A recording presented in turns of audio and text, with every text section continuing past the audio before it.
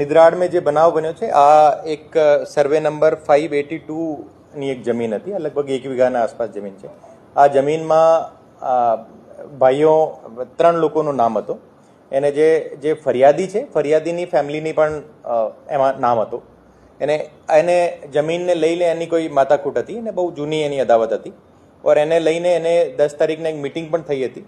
પછી આ મિટિંગમાં કંઈ રિઝોલ્વ થયો નથી અને એના પછી જો જ્યારે મિટિંગમાં એમની બોલાચાલી થઈ, એને બોલાચાલી પછી એ જે 3 આરોપીઓ છે, બિપિન ભીખાજી ડાબી, રોહિત ભીખાજી ડાબી, એને દેવાંગ છેનાજી ઠાકોર, એ 3 લોકો જે છે એની સામેવાળી ફેમિલી ઉપર પણ અટેક કર્યો છે અને આપસમાં પણ ક્રોસમાં FIR થયેલી છે.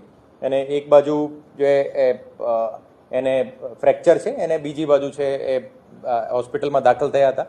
દાખલ થયા પછી એની સારવાર દરમિયાન એમની મોત થઈ ગઈ.